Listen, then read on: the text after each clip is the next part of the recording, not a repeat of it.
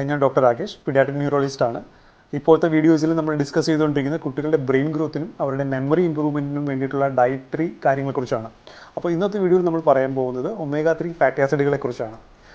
നമ്മുടെ ശരീരത്തിൽ കൊഴുപ്പുകൾ രണ്ട് രീതിയിലുണ്ട്. നമുക്ക് ശരീരത്തിന് പ്രയോജനം ചെയ്യുന്ന നല്ല കൊഴുപ്പുകളും അതുപോലെ തന്നെ മോശമായിട്ട് വരുന്ന മോശം കൊഴുപ്പുകളുമുണ്ട്. അതിൽ നല്ല കൊഴുപ്പുകളുടെ വിഭാഗത്തിൽ വരുന്ന കൊഴുപ്പുകളാണ് ഒമേഗ 3 ഫാറ്റി ആസിഡുകൾ. അപ്പോൾ ഈ ഒമേഗ 3 ഫാറ്റി ആസിഡുകൾ നമ്മുടെ ശരീരത്തിലെ കോശങ്ങളുടെ പ്രവർത്തനത്തിനെ മെച്ചമാക്കാൻ സഹായിക്കുന്ന ഘടകങ്ങളാണ്. പ്രത്യേകിച്ച് നമ്മുടെ തലച്ചോറിലെയും അതുപോലെ തന്നെ കണ്ണുകളുടെ കോശങ്ങൾക്കാണ് ഏറ്റവും കൂടുതൽ നമ്മുടെ ഒമേഗ 3 ഫാറ്റി ആസിഡിൻ്റെ ഒരു ബെനിഫിറ്റ് കിട്ടുക. അതേപോലെ തന്നെ നമ്മുടെ ശരീരത്തിലെ നല്ല കൊഴുപ്പുകളായ HDLൻ്റെ അളവിനെ കൂട്ടാനും മോശം കൊഴുപ്പായ ട്രൈഗ്ലിസറൈഡിൻ്റെ അളവിനെ കുറയ്ക്കാനും ഈ ഒമേഗ 3 ഫാറ്റി ആസിഡുകൾക്ക് കഴിവുണ്ട്. അതുപോലെ തന്നെ BP കുറയ്ക്കാനും ഒക്കെ വളരെ നല്ലതാണ് ഒമേഗ 3 ഫാറ്റി ആസിഡ്.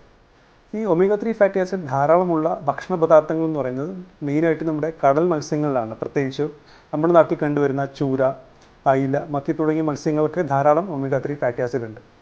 അതുപോലെ തന്നെ ചില സീഡുകളുണ്ട്, ചിയ സീഡ്, ഫ്ലാക്സ് സീഡ് എന്നൊക്കെ പറഞ്ഞ ചില സീഡുകളൊക്കെ നമുക്കിപ്പോൾ മാർക്കറ്റിൽ അവൈലബിൾ ആണ്.